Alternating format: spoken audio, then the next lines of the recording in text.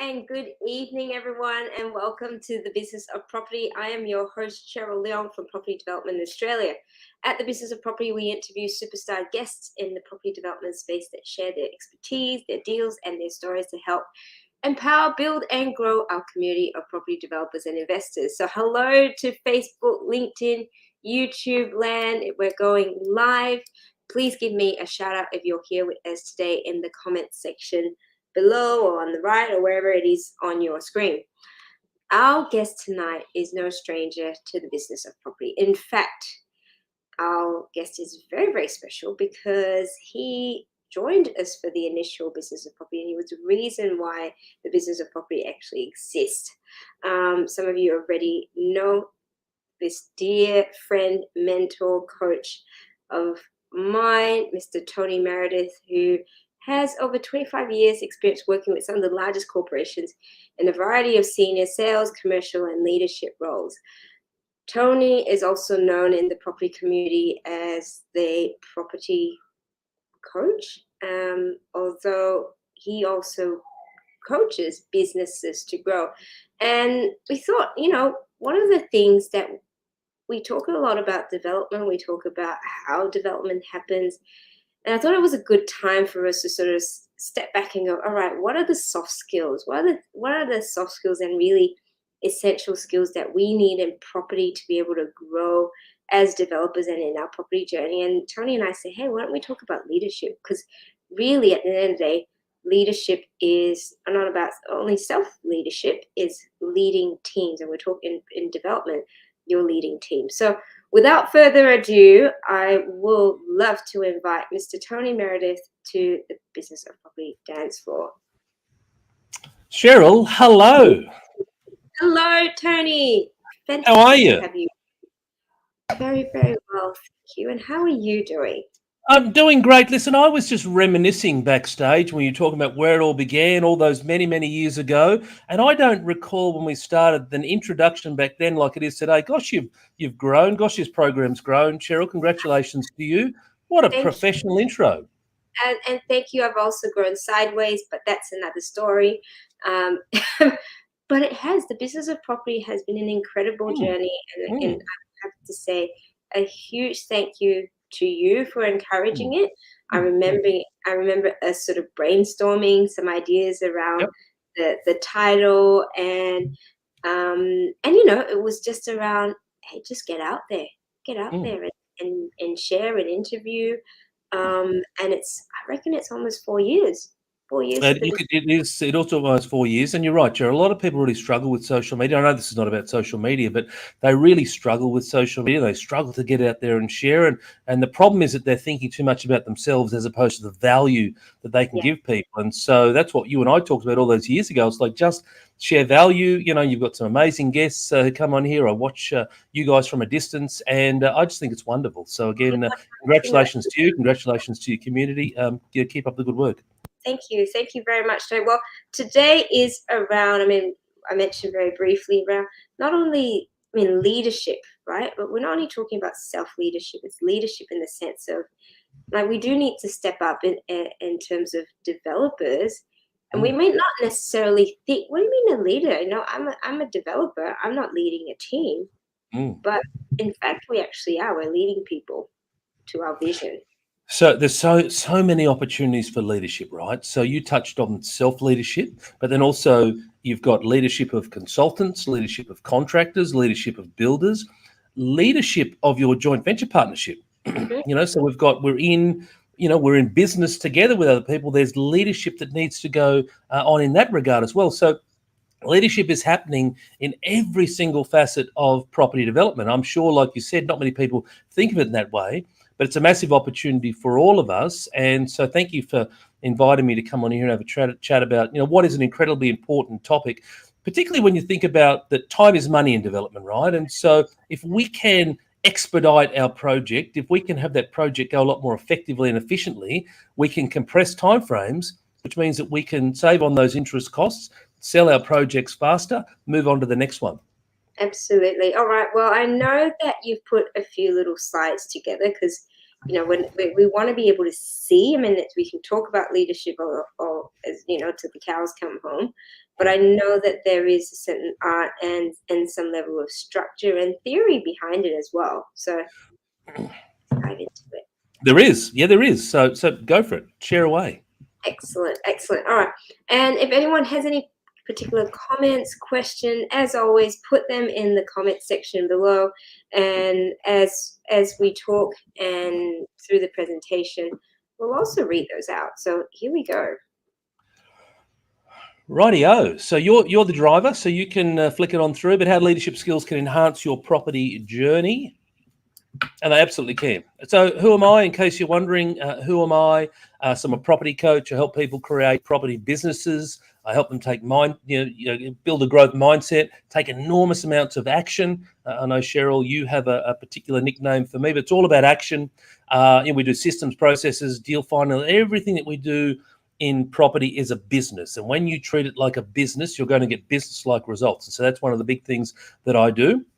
So others will teach you how to go and subdivide or how to go and renovate, but this is all about a business. And when it comes, and sorry too, because I'm just at the back end of a cold, when it comes to leadership, so there's two key things I thought I'd share with everybody tonight. So the first is that leadership is the ability to influence or guide others. And so when you think about your projects, your consultants, your builders, your contractors, whether you think about your joint venture team, your money partner team, whoever, it's about the ability to influence and guide other people. And it's also important to recognize that leadership is a behavior, not a job title. And I do a lot of work with big businesses right across the country, and there's a lot of people who are not leaders in the organization, but they demonstrate leadership skills. And there are people who do have the job title of manager or leader, and they are dreadful leaders.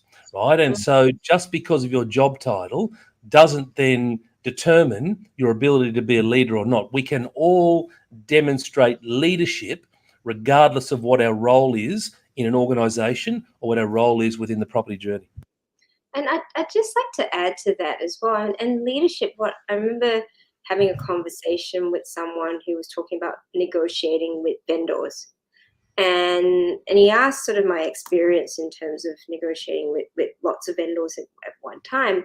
And I said that the number one thing was, like you mentioned, being able, if someone felt that confidence that you were guiding them or that you were taking responsibility of the process, they were more likely to come on board with you. And that's a sense of leadership. I mean, you might not even, you might be doing that and you haven't really coined it as leadership, but that really is, because if for someone to be able to sign up with you into something, whether it's a contract, whether it's a joint venture partnership, there's a level of trust and that trust and influence that you have to be able to say, yeah, this person I feel is going to be the right person that can lead us to success. Well, look at the top line there: influence or guide other people. You're exactly right, Cheryl, and that's the key thing. And as I said, it's also about self-leadership. And so don't just think of this in the terms of leading other people, whilst, yes, we're going to touch on that, but it's also self-leadership. So what does self-leadership means? It means raise your standards. It means if you want a different outcome, you have to do different things. You have to raise your standards. And so it's all about self-leadership. So I know a lot of people who are watching, maybe they want to have different outcomes in their property journey, greater success for themselves. Maybe they want to find that next deal, whatever it is. You need to adopt leadership. You need to adopt leadership, raise your standards, and do the right things to ensure that you get the outcome that you're looking for. Absolutely.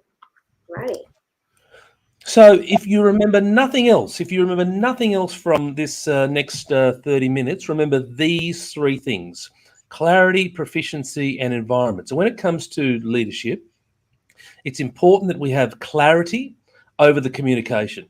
So quite often I see a lot of leaders, and again, this will apply in business as it does in property. They will say, so for example, I've got a client who's in construction. Hey, go to the job site. Hey, I want that thing done.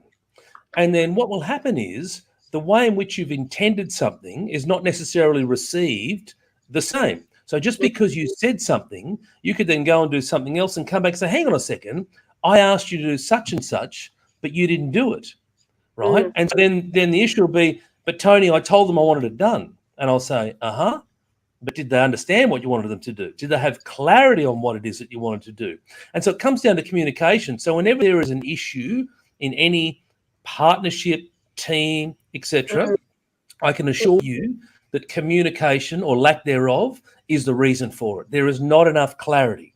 Maybe you haven't spoken your mind. Maybe you've thought something, but you haven't articulated it, right? Or maybe you've assumed something and haven't asked questions. Either way, you haven't got clarity, right? And that's then causing you to make a particular judgment or a particular decision. You need to seek clarity. So that is the absolute number one thing in all of this. And not just clarity from you, but has the message been received the way that I intended it? And so how do you ensure that the message is clear? Because someone might, and it's different perspectives as well, right? Someone might say, I've told this person this is the way to do it. Whereas the other person's gone, yeah, that's what he said. But then, there's a misalignment in that expectation of what's done. This looks done to me, and this looks done to me. So then Sure. there's a different outcome, that Sure. perception. How do you ensure it's clear? Well, you firstly, you ask people, right? So do you understand what I've just said? Could you paraphrase back to me what it is that I just said? Right? So you actually go and ask them, say, hey, I've gone and delivered this big, long-winded message to you. Could you just before I move on, or just before I let you go and do that task, can you just paraphrase back to me what it is that I want you to do? Well, I want you to do this, this, this, and this. Great. So those first two, yes. Listen, that third one, not quite. What I was actually intending was blah, blah, blah. Right? So you get them to come back to you. You make sure there's alignment up front. So when you talk about partnerships, I can assure you that every single partnership in the whole wide world, doesn't matter if it's in property, business, or in life, always starts off swimmingly, but not every partnership ends the same way it starts. And as I said, it's because there's a distinct lack of clarity. It might be clarity around who's doing what role.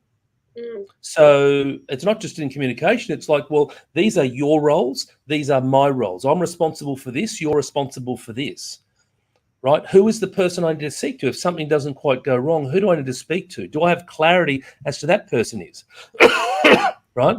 The other thing is, with the clarity bit is the responsibility of, even though we go and hire consultants, etc., who are professionals, don't ever assume that they will care about your project as much as you will. And I have learnt this the hard way over many, many years, doing plenty of stuff in property, is that the consultants are not going to treat your project the same way you do. And so if you want to follow up, if you want something done, you got to follow up on it. Don't just expect that it's going to happen. So many times I'll speak to someone who's running a project. Oh, where is that at? Well, I left it with the consultant 2 weeks ago. I haven't had an update. Oh my gosh. Right. So you've got to stay on top of these and again, get clarity around what's going on. When are you going to finalize it? What else needs to be completed? Who's going to complete that? So on and so forth. Yeah, I think that part about responsibility is also a good reminder. Well, it's our name above the door, right? Whatever your business is called, it doesn't really matter, but you're ultimately responsible for the outcomes within that project. And so don't just sit back and expect things just to go along swimmingly, because again, through my own experience, I can tell you that it doesn't. And so you've got to take responsibility and you've got to get things moving. And go back to what we talked about a moment ago with leadership, it's about the ability to influence. It's about the ability to get things done. It's about the ability to move things along. You might come across a couple of challenges within your project. Righto, what have I got to keep doing to get this thing moving in a forwards direction? Yeah. Yeah. And what's proficiency mean? Proficiency is competence. So do you have the skills to do the job? Does the person have the skills to do the job? So, hey, Cheryl, you and I are in a team together, and I'm going to get you to do the task of deal finding. But you've never deal found before. Now, I know you have, but just go along with me. You've never deal found before. So you might have absolute clarity in what it is that I want you to do, but you might be sitting there going, well, God, golly, I know what he wants the end result to be, but I've got no clue where to start, right? So proficiency is competency, or a fancy word for training, right? So we've got to make sure that we're providing the appropriate level of training, and it doesn't have to be you delivering the training, but if there is a gap in training, then who's going to plug that gap? If we need a particular skill set, who's going to plug that particular gap? So proficiency is all around training and competence. that make sense? Yeah. Yeah. I'm trying to think of a situation that if it's, say, for example, a consultant or even your builder. So I'm going to throw you a curly one. That's If okay. if you've got a consultant or a builder that you either identify as not being proficient, Mhm. how do you go about addressing that? So what happens if you go to a doctor and you get a health check and you're not happy with it, right? What do they say? Go, excuse me. They say go and get a second opinion. I'm not suggesting for one moment that as a developer you are an expert in, civil engineering,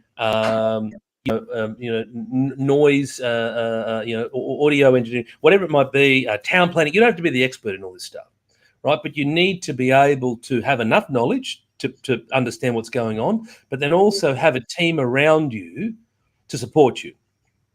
Richard Branson famously talks about that if he is the smartest person in a room, then he's in the wrong room, right? So this is not about being the expert, right? Don't misinterpret this. You want to be the expert in your respective role. So if you're project managing, if you're deal finding, if you're doing feasibilities, research, whatever, be the expert in the thing that's been assigned to you. But you don't want to be the expert in like civil engineering degree. I think it's like 4 or 5 years, right? You can't possibly be an expert in being a builder, right? But then it's about, well, where do I go if I feel something's not right? And it's about seeking that second opinion, maybe from a building point of view, getting quantity surveyors in, or getting inspectors in, or whatever it might be. Again, use experts to help you in the process. Yeah, absolutely. And what's environment mean? Culture, the framework, the culture, the feeling. You talked about the soft skills at the start of the introduction, but it's all around creating a framework for success. Are we lifting each other up? Is a rising tide lifting all boats, or are we holding each other back and causing conflict and not allowing things to move forward? Mm, mm. That's a really big part, particularly when you're talking about partnerships and yeah, Cameron's talking about different people process info in different ways, and as a leader, and this is an interesting point as well. Someone mentioned the other day how football teams, and you've got coaches who may be quite aggressive in how they coach. Hmm. Is that optimal leadership, or is that how, in different industries is there an expectation of different types of leadership where one's probably a little bit tougher than the other, a bit of tough love in one area, and that's maybe a little bit less of the tough love? So is there a more optimal leadership style depending on the type of industry? So footy, it's accepted that the coach will give you a spray, right? It's accepted. It's been there forever. Now, does that work? No, I would argue in a lot of cases it doesn't. And in fact, I would argue that a lot of coaches overuse giving a spray, and they use it at the inappropriate times, and hence they don't get the result that they want. Whereas I believe that effective coaches will use the spray at an appropriate time. So it won't be a spray all the time, because if you spray all the time, then it becomes white noise, right? And you just tune out to it.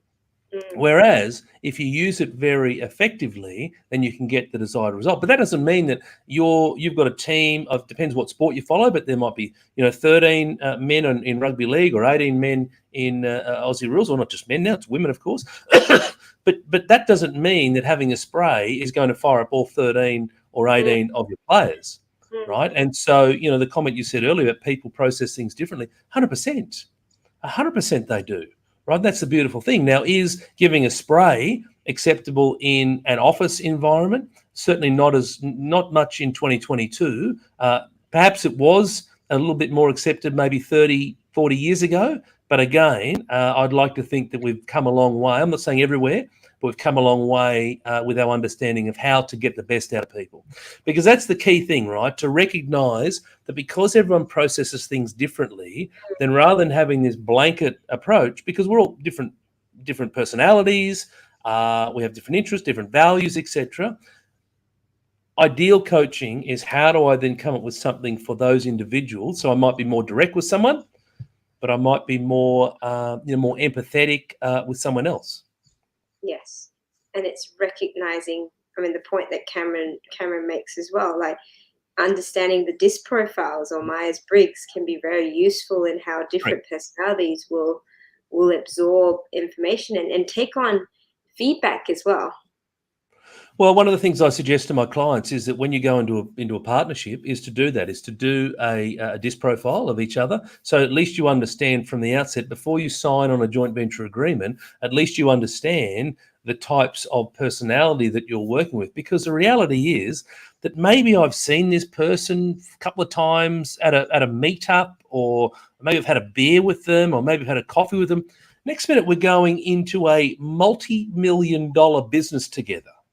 Oh my gosh, right? And so you want to make sure that you're going through the appropriate, courting process to make sure that we're a good fit for each other. You don't want scarcity to kick in. So scarcity is, oh my gosh, I need that person because I haven't got enough money, and they'll do. That's crazy stuff, right? Because what happens is that might solve your problem immediately, but now you're in bed with someone who you are not aligned to, and you're in bed for maybe the next 24 months. That's going to be a really long 24 months, I can assure you, right? And maybe because it's going to be a long 24 months, perhaps the project's going to go even longer again because you're just going to lose interest and feel incredibly frustrated with the process. So really spend time up front making sure that there's some compatibility in working together, and that we're a good fit. It's like my idea is it's like the yin and the yang, right? So you want to make sure that if you have certain skills, then I want to work with someone who has complementary skills but not the same skills, that we can work together, as opposed to we've both got this type of skill, this personality. So if we're drivers, we're all going flat out, but we're leaving a wake of destruction behind us. Or if we're steady and compliant, or we're sitting there making sure everything's lined up, all of our ducks are lined up in a row, we're not actually moving forward. Right, so you want to make sure that you've got the best of both worlds, so the yin and the yang, and that way then we can have a well-rounded business partnership. Yeah, absolutely. Cameron's made another comment here. I've had a business coach that said it's quite common to find a business that isn't running as well as it could, and simply reassigning an introverted BDM into admin management and a bouncy outgoing person in the back office gets a shot at BDM work. And all of a sudden the business starts to fire up. So yeah, I mean, like matching the right personalities to the roles, right? It's always around finding the right people for the right role. And skills can be, oh, you're muted, Tony. It's awareness, right? So it's awareness around round pegs and round holes. And so have we got the right people in the right spot to make sure that our business moves forward? And you see this a lot in sport as well. People are changing positions in sport because we thought they would be a great forward or a second row, whatever, but actually they're better off in the centres or whatever because of the certain strengths that they're demonstrating. So it's no different in business. It's about recognising where is that person best served. They might want to be doing something else, but perhaps there's low self-awareness on their behalf because actually their strength is over here doing blah, blah, blah. So let's make something up. So they might want to go and do the analysis, but their strength, they're bubbly, extroverted drivers, their strength is actually in dealing with the real estate agent or conversing with direct vendors. Yes. Right. So it's about recognizing where is someone's strength. Again, go back to this is part of the courting process to recognize who's going to be the best person in which position to move the project forward.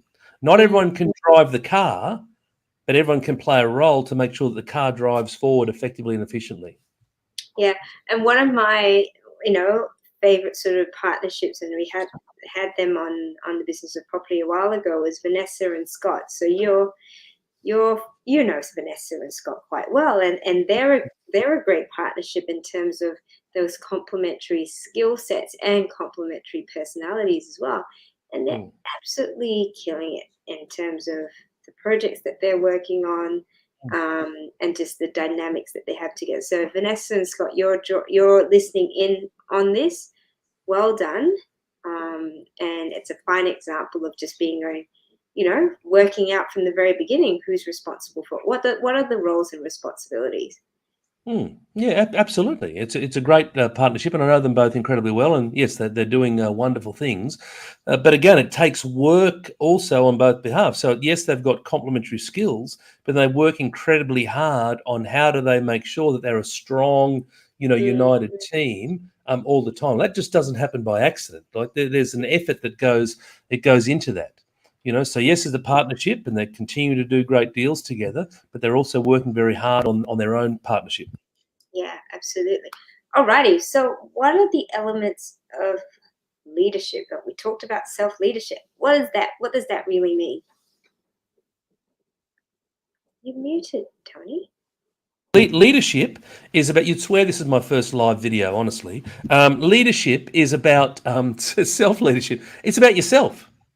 It's about raising your standards. It's about following through on the things that you commit to doing. It's about, if you say to yourself that from 7 p.m. till 8 p.m. you're going to do research, or from 3 p.m. till 4 p.m. you're going to call 10 agents, do that thing.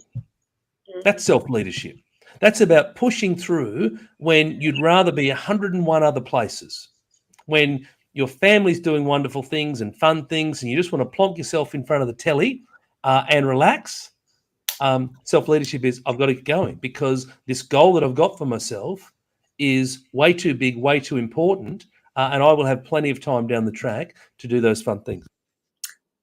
And that's, the word that comes up is also that discipline, that self-discipline to stick to the routines. And like you said, those tasks that you said you're going to do.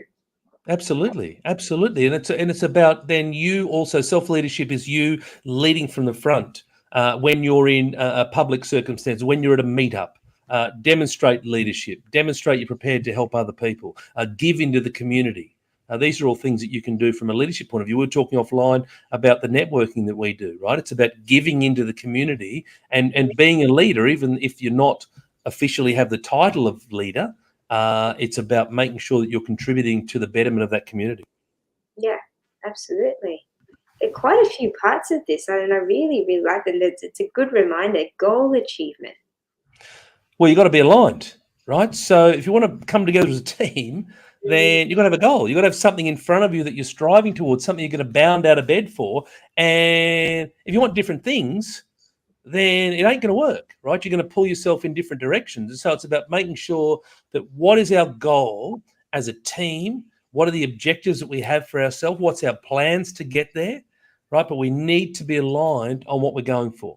And you also need to think about your own personal goals and where does that fit into it? So from an organizational point of view, obviously the organizational goals are paramount, but then part of that is, well, how do my own personal goals align to the organizational goals? And it's no different here in this environment, in a property environment. It's making sure that you've got a goal that's in front of you, you're aligned on what that goal is, you're clear on what that goal is, and we talk about monitoring and managing performance a little bit later on, but you've got to have something that you're both aligned and you're aiming towards down the road. Yeah, absolutely. Communication, we touched on this briefly. Talked about it a lot, right? And so it's about the clarity of communication, the openness of communication. One of the things, I was having a conversation with my barber this afternoon, actually. So I got a haircut just for tonight. Just for this. just for tonight. And I was having a chat about his business. I always love to chat about business. And he was telling me that he's having a few challenges with his partner. And I said, you've got to lean into that conversation. And he said, oh, but I don't know if it's going to be worth it. Well, you've got to lean into the conversation. The number of people who say, oh, I don't really want to rock the boat. I don't really want to have that conversation. I don't really want to say that thing. You've got to have the conversation. Now, how you say it is vitally important. But if you sit there and you say, no, well, I don't want to have that conversation or communicate because I'm worried about rocking the boat, but I'm going to feel bad, but I'm going to have this gnawing feeling, well, that just makes zero sense to me. right? Because it means that you're putting yourself last. So we touched on clarity before, but if you're not feeling a particular way, if you're not happy with a particular thing within the project, stick your hand up, talk about it. Put some structure in place around how often you meet. What's your rhythm? Are you going to meet on a weekly basis, on a fortnightly basis? What are the things we're going to talk about when we come together as a team? There's these 3 or 4 items that are the regular items, and we might have an AOB and any other business section, right? But what does that communication look like? What's the informal communication going to look like? Right, so you start to think about the methods in which we're going to communicate. If we need to make a decision on something, and we've got who's got the casting vote, right? All these types of things, we need to be clear on all that. Allocation of resources. Well, there's so many things to do in a project, so many things, right? When you break down all of the tasks, and so who is going to do what, or who is responsible for what? So the person responsible doesn't have to be the person who's doing it, but who is going to do what, or who is responsible for what? So that if there's an issue in a certain area, who's responsible for doing that thing? Who's responsible for following up on the architect? Who's responsible for calling the agents? So it's about the allocation of resources. And go back to the comment that was made earlier by Cameron, it's about the right allocation of resources. So making sure that people are sitting in the right seats on the bus. And that ensures as well that there's not one person that's taking on all the load. No, exactly, right. And so that's part of being in a partnership, right? That doesn't feel that fair to me if you're in a partnership and someone picks up all the load. And also what tends to happen, go back to the piece around communication, people will say, so-and-so needs to do a particular task, and then it'll be, oh, well, they're not doing that task. You know what? I'll just do it for them. No, not at all, right? So there's another... There's many sayings, as you know, Cheryl, but one of them is the standard you walk past is the standard you set. If you allow something to happen, if you don't say something about something, then by that omission of you not doing something or saying something, you are effectively saying it's okay. Now, it mightn't be okay, but the standard you walk past is the standard you set. So you have to lean in to some of those challenging conversations sometimes. Mightn't be pleasant, but as long as you come from a good place of intent, you think through your method of communication, you respect the other person, you show empathy, and that's all you can control. How your message is received is beyond your control. So again, my barber this afternoon was worried about, I don't want to go and say something because I'm going to upset my business partner. Well, but how do you feel by not saying something? Well, it's eating me up inside. Well, then you can't control how your business partner receives it. You can do your very best. You can be clear. You can go and seek to understand. You can influence. You can persuade. But ultimately, what they choose to do with your information is entirely up to them. But will you feel better by having that conversation? Yes, I will. Go and do that thing. What if you sort of know that if you're going to have a conversation, but it's not really going to change anything? Why not? So here's the thing, because what you're then saying is the standard I walk past is the standard I said, I'm just going to accept that. Oh, that's so-and-so. That's how they always are, so-and-so. That's how John always is. No, I mean, I guess it's sort of saying, even if you share your views and you might comment about something, but the other person isn't really going to not reciprocate, but isn't really going to make a difference. Why aren't they? Call them on it. Hey, listen, I've had this conversation with you twice now, and I've noticed that you're not doing anything about it. Is there a reason why you're not?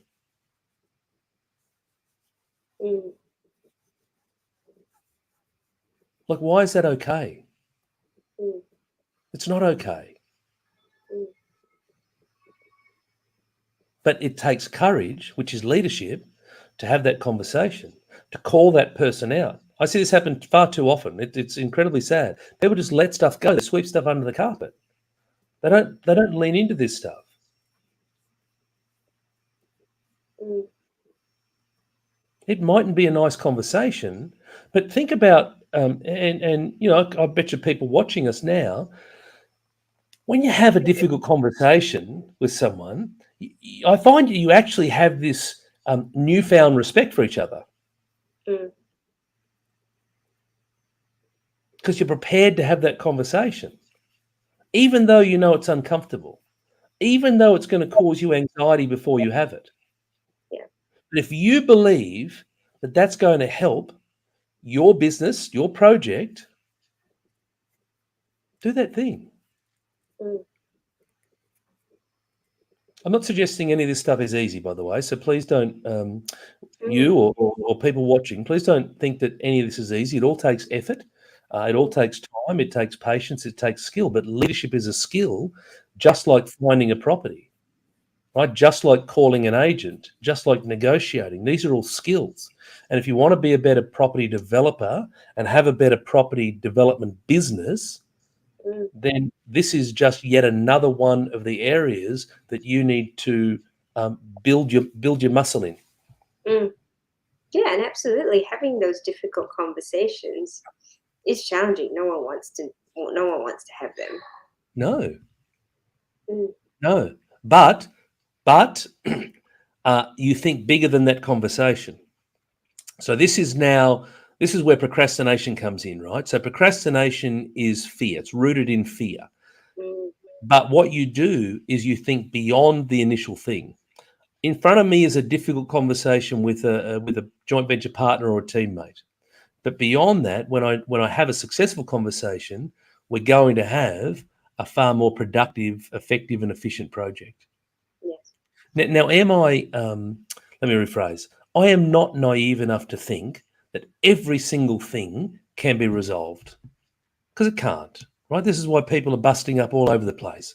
Right? Whether it be partnerships, businesses, marriages, whatever it is. But if we spent more time on this, if we went back to how we were at the start of our project together, with the respect, with the courtesy, with the asking of questions, with the listening to others, if we operated that way right throughout, then I would argue that you probably wouldn't have the number of challenges that we do. Mm. And that comes to the next point. How do you go about motivating others? Because challenges come up, With a big stick. miscommunication breakdowns, and it all seems to sort of can snowball. And sometimes it can be hard to motivate yourself when it's sort of like, oh no, oh crap. We've got price rises here. We've got build times taking months longer Yep. than they were expected. How do you Yeah. keep motivated in that situation? Well, Self-motivation. there's a couple of things. So one is motivating yourself. And so that is, go back to the first one, which is recognizing that, oh my gosh, there's all these things happening, this uncertainty. I've got prices going up. I've got delays. I've got no supply of this, blah, blah, blah, blah, blah. What's the alternative? What's the alternative? Put your head in the sand. Hopefully it rectifies itself. It ain't going to happen. Right. So the alternative is the self-leadership of going, I need to get things moving forward. The motivating of others is to go back to, hey guys, hey girls, what is our goal? Mm. Are we on track with our goal or are we not? Mm. If we're not on track with our goal, what do we need to do to get on track with that goal? What are the tasks that need to happen?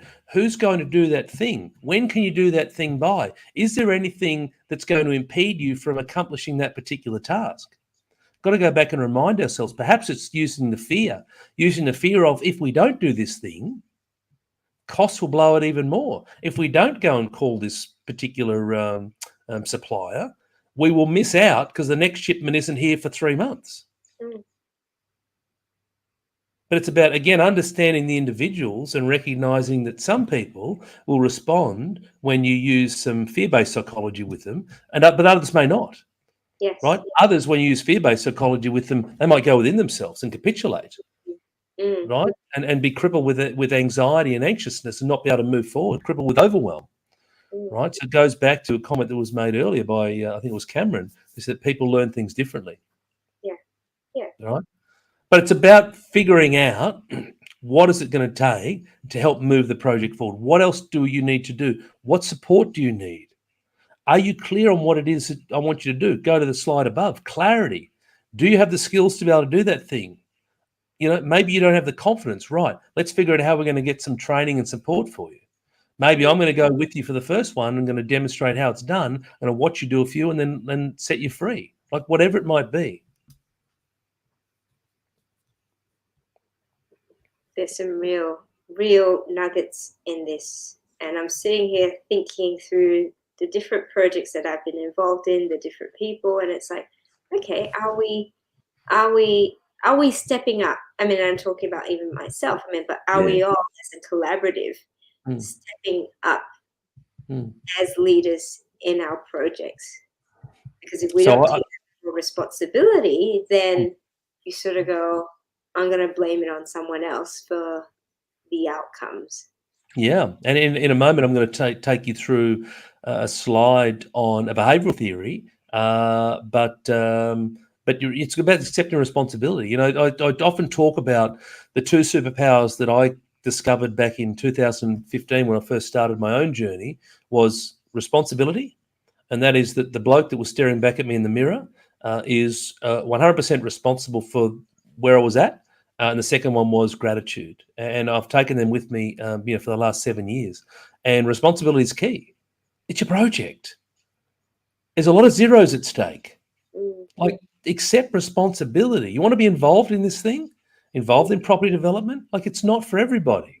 I know a lot of people are interested in property development. I met a lot of them, but they're not committed to doing this. And that's okay. Like, that's not a criticism. That's just reality. And so it's about finding your thing. Not everyone is meant to be an entrepreneur. It's pretty easy to get started in entrepreneurship, right? But not everyone's meant to be an entrepreneur. Not everyone is able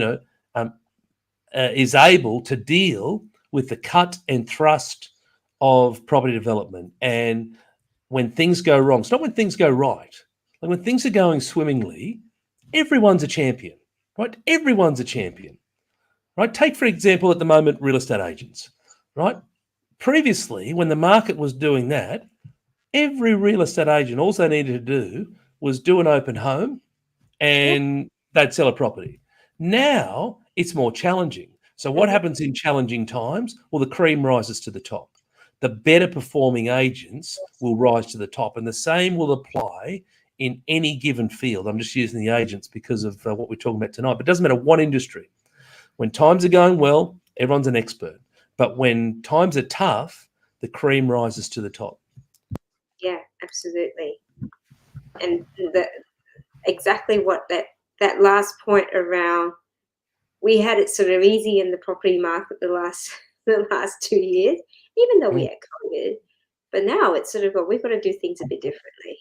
Yeah, absolutely, and that's about adapting, right? So the word of 2021 was around pivot, right? And so, but it's about adapting. It's about doing something different. It's about recognizing that the way that I used to do things may not serve me moving forward. If I want a different outcome, I'm going to have to do something different.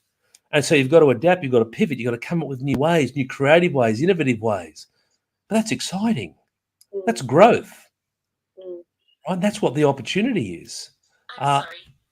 Siri wants to talk to me, but that's the opportunity. It's about recognizing that we need to adapt to changing circumstances, but there's also an awareness piece to go, you know what? There's the things that I've got to do differently. It's a different environment today.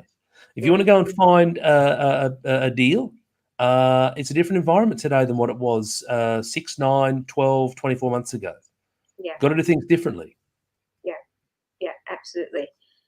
Monitoring and managing performance and coaching. I'm conscious we've got a few more slides to go, Tony. Okay, we can. I'll skip through this. So monitoring and managing performance. So this is about going right. These are the things that we're going to do. Applying some goals to them. Some smart goals, specific, measurable, achievable, relevant in time. Applying some smart goals, managing and measuring what we're doing. How many of those are we doing? When are we going to do those things by? And let's report back. So So that's cool. We'll skip through that. Coaching. There's a difference between coaching and mentoring. So mentoring is typically people who have got the runs on the board and who are able to pass on through their own expertise. Coaches don't necessarily have to have the runs on the board, but they have to be experts in bringing the best out of individuals, really tapping into the psychology and helping people get out of their own way and move forward. So in my instance, well, I've got the best of both worlds in this instance, that I'm in property and I'm also, coaching people in property as well. Righto. Fantastic. Next slide. Alrighty. Okay, we'll go through this pretty quick. So this is just a flick through. Next one, go. So this is a behavioural theory. It's called the line of choice. And basically go back to what you said before, Cheryl, about responsibility. And if you look on the far left-hand side, below the line is all around being a victim.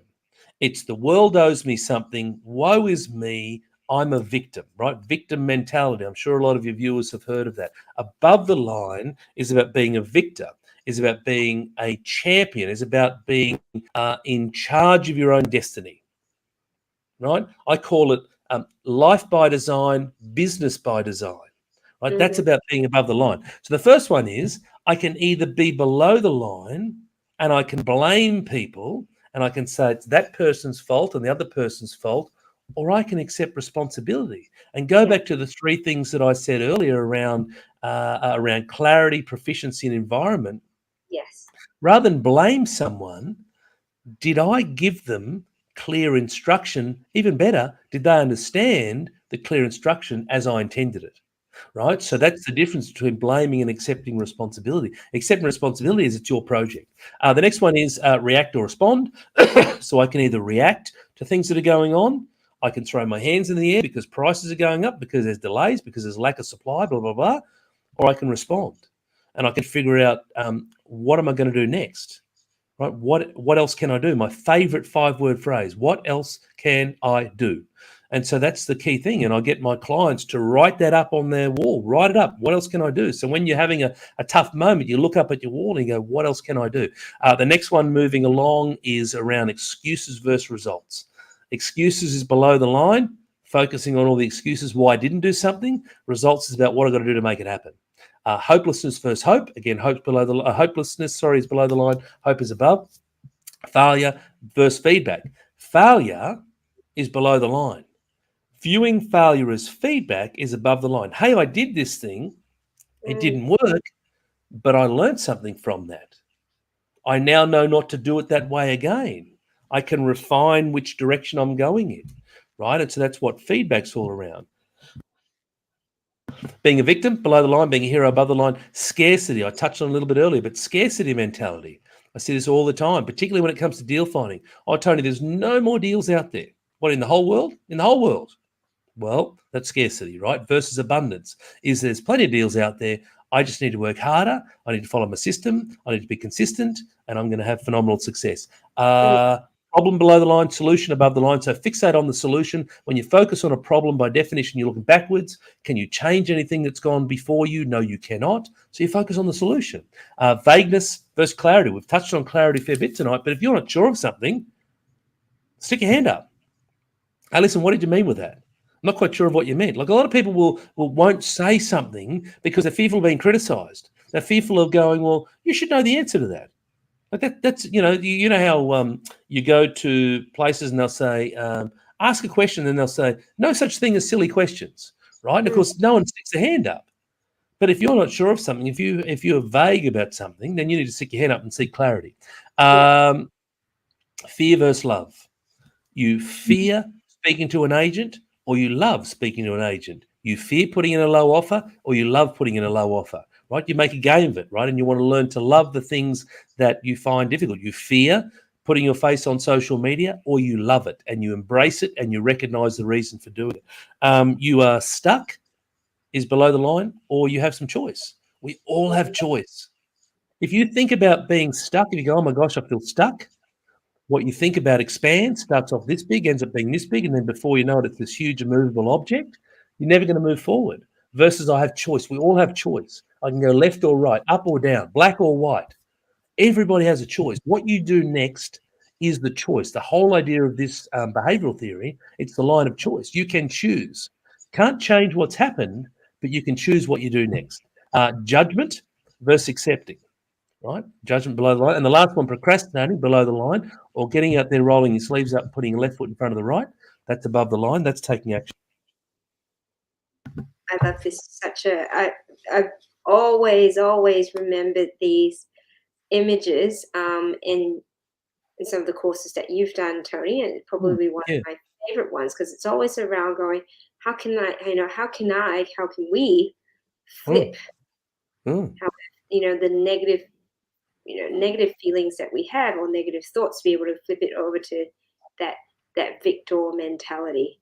Yeah, 100%. Well, here's the thing. So next slide, if we go to that, is the answer. So this is it. So this is worth the price of admission, and conscious of time for everyone. So we could potentially wrap up after this. But this here, so how do I become self-aware? So the reality is that in a lot of cases, you're not even aware that you're operating below the line. It's habitual. You've done it for years and years and years. And your neurological pathways are all wired together, and you're operating in a certain way, and you don't even realize you're doing it. You operate based on fear. You operate based on blame. You operate based on guilt, based on hatred, based on anger, and you don't even realize you're doing it. And so the first thing is, we need you to become self-aware. There's a two-step formula to change. And I've got it in an upcoming slide, but we're going to skip through. Two-step formula. First one is, I've got to become self-aware. Second one is, now that I'm aware, I've got to take some action, right? So how do I become self-aware? Well, I call these my two universal questions. What went well, and what can I do differently? And you do this on a daily basis. You might do this after a meeting. So you might have a team meeting with your joint venture partners, or a team meeting with your builder or your consultant or your contractors. And you might say to yourself, what went well? What went well in that meeting? What were the great things that I did in that meeting? And the reason why I ask what went well first, do you know the answer, Cheryl, why I ask what went well first? Because we're so used to thinking of the negative things. Yeah. So we have a negative bias, right? Our mind defaults to negative. Why? Because our mind's primary role is survival. So it's always looking for the worst case scenario, something that's dangerous. So we automatically think negative. When you go, what went well, it forces you to think differently. Not only forces you to think differently, it forces you to think about the good stuff, to be grateful. So you want to go and change your mindset? Typically, we've got a poor mindset because we're coming at it from a position of lack. I haven't got something, whatever that might be.